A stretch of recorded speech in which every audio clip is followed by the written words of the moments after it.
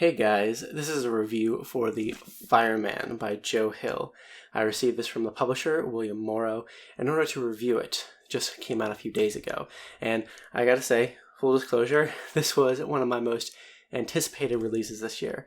I've been looking forward to this book for what seems like forever. I actually talked about it in a pretty old video, my most anticipated releases of 2015, because at the time, I thought it was coming out in 2015. In fact, I watched Joe Hill live read a chapter from this book in September of 2014, which to me feels like forever ago. Basically, I've been wanting this book in my hands for a while. Now that it's there, I'll attempt to keep any gushing to a minimum, I promise, because I don't think this book is perfect. But that being said, though, this is easily one of my favorite books of the year so far. We are introduced to a plague-ridden world, because who doesn't love one of those? That's slowly turning to ash, one person at a time. Spontaneous combustion is a really terrifying way to die, and the book opens with our hero Harper Grayson describing just how commonplace it's become to see celebrities, loved ones, and random strangers burst into flames right in front of their eyes. The name of the plague is Draco Incendia Trichophyton, or something like that, Trichophyton, or more commonly, dragon scale. It's obvious when someone's caught it, their body is stained with these fairly disconcerting yet gorgeous black and gold marks and streaks. At any given moment, the spore could burst you into flames, and it seems to be highly contagious. Those without it guard themselves heavily against those with it. Harper, a nurse that wishes to fully and completely embody Mary Poppins, is working at a hospital in New Hampshire when she catches dragon scale.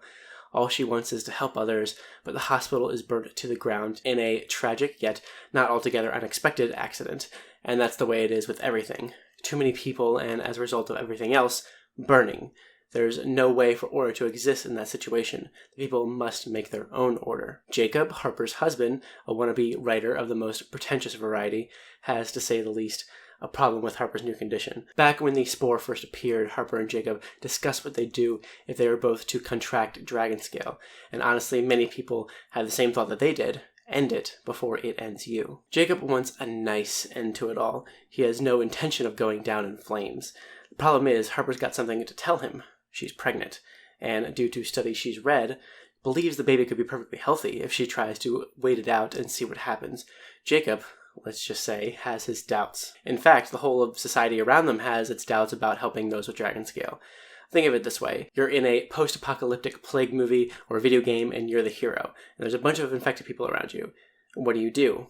You take them out. And as order collapses, many groups of people, some a part of what's known as cremation squads, some lone wolves like the obnoxious, bigoted radio personality, the Marlboro Man, take up the task of saving humanity. They burn, shoot, drown, exterminate those with dragon scale, with little to no discretion or consideration. Attempting to find somewhere safe for her and her unborn baby, Harper is pulled by kids in masks, led by a mysterious figure known as the Fireman, into a camp that's hidden itself well from those who'd want to do them harm. This is a welcoming place filled with wonderful, spiritual, uplifting people that deal with dragon scale on a daily basis and are perfectly happy, and shockingly, not on fire. With the help of their spiritual leader, Father Story, they've tapped into what they call the Bright, a mysterious, otherworldly, drunken state that causes them to vividly glow and keep from catching a light through singing as a group and other such activities. Above that, though, is their often aloof and absent, if not entirely insane, protector and supplies collector, the Fireman. He specifically is able to take full control of the dragon scale that plagues him. He can light a single hand on fire and put it out again, and be perfectly fine, among many more spectacular and seemingly miraculous things. The Fireman is this novel's namesake, of course, and he's definitely one of the most interesting characters in it. He's not just often absent from the camp, he's often absent from the story, which creates a kind of mythical vibe around him, even for the reader. But what really shines in this book, pun intended, is Harper. Harper is the kind of human being that you just can't help but root for. She'd love to be Mary Poppins incarnate, which adds a certain sweetness to the burning hot bits of the story, and at times she can be the burning hot bits herself. She feels utterly real, a real good person that wants nothing more than to stay uplifted and positive in the face of complete destruction. She's strong without showing off, pleasant without being a pushover, but juxtapose that with a bunch of characters and situations that dip their toes in and out of good and bad. You get a compelling story of a woman just trying to survive almost entirely for her baby. I feel like this book is way more intimate than you might expect. This may not be something everyone enjoys and may turn people off. This is not a sprawling epic filled to the brim with characters and places, giving us many different stories over the span of many years and miles. That's honestly what I expected going into this. A more typical post-apocalyptic adventure or journeying novel, an epic, more epic than Nosferatu, with sprawling landscapes set ablaze, and the ramifications of that all over the world. But no, Joe Hill gives us a much more focused story, one that's set almost entirely in one place, following one specific character and her experiences with a handful of other characters. It's an exploration in, hey, let's mix groupthink with people catching on fire and see what happens, in a setting small enough that everyone knows each other. And that's one of my favorite kinds of storytelling, the kind that makes something like a small town, and in this case a small camp, come to life. It's an entity all its own, with, whether they'd like to admit it or not, one singular brain floating just a little too high for them to see or acknowledge most of the time, and dictates the social norms that they live by. Harper is thrown into this group of people as an outsider, yes, but I mean really how long can you be an outsider in that kind of situation?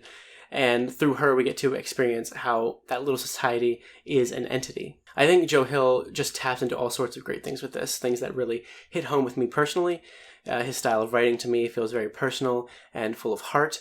It sounds weird to say about a book where people are just bursting into flame, but he writes his characters with respect and gives them reasons to be who they are. They are almost all not just floating heads to fulfill a role, but believable people. And a lot of that has to do with the writing not taking itself too seriously. Sprinkled throughout all of Joe Hill's books is a kind of humor that really saves the day. Otherwise, these books about devils, child murderers, and people being burned alive would be really bleak. All in all, I'd recommend this to anyone that's a fan of plague sci-fi, post-apocalyptic infections, and the moral implications that come with those things, in relation to the question that I asked earlier. You're the hero of a movie or video game version of the Fireman. Are you infected, or are you not? Try to avoid thinking about how cool it'd be to be the fireman himself, or to have glowing black and gold marks called dragon scale all over your body, like I'm attempting to do, in favor of imagining what it'd be like to burn alive. Those not infected overjoyed to see you go. Are you infected, or are you not? Because in this book, there's a blurred line between good and evil. Those in the camp must do what they think is best for the camp, and those outside the camp, that's where the real danger lies, however, in the background or the foreground. Do we eradicate the infected completely, saving those unaffected, or do we encourage more places like this camp Harper has come to, where they can seemingly keep it under wraps? Is it worth the risk? I think one of my only problems with this book, at least throughout most of it, is that this question isn't really fully addressed a lot of the time. The outside world, those outside the camp, are almost entirely portrayed as death incarnate. The Marlborough Man, for example, is pretty clearly evil. It's unclear whether or not the outside world is being portrayed this way as well, death machines that want nothing but to kill off all the infected, or is this just the loudest voice out there, and therefore we must focus on it? Perhaps not so much of a problem, though, in the grand scheme of things, because I'm glad there's no exact answer or solution. It's left to us. I mean, we're given a specific set of protagonists that happen to have dragon scale, but I think we could easily see a story in this world from another point of view and still relate to it. I'd really love to see more of this world. I'd love to see how things go down elsewhere. I mean, this book is pretty hefty, all things considered, and at times you may feel it's too long and that it's dragging, but despite that, for me, all I really wanted was more. And like I said at the beginning, it is easily one of my favorite books of the year so far. I highly enjoyed reading this from beginning to end. I could not stop reading it when I was reading it. I put other things to the wayside to just sit and read this book for hours and hours.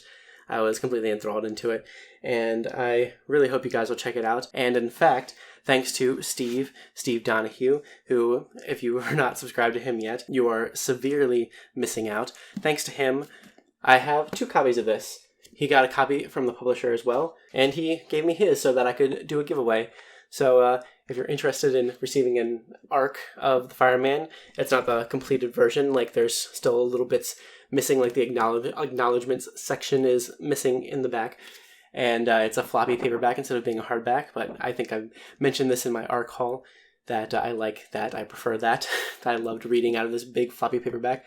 I will give this to one of you. All you have to do is be subscribed, comment, be over 18, or just have permission to get your address and send this to you. And it's open internationally. So yeah, as with the other giveaways that I'm doing, Sleeping Giants and The Last Days of New Paris. You'll see the winners of all of those in my May wrap-up at the beginning-ish of June. So thank you guys so much for watching. I really hope you enjoyed this review. If you've read this, definitely let me know what you felt about it. If you haven't read it, let me know if you're excited to read it. And yeah, thank you guys so much for watching, and I will see you later with more.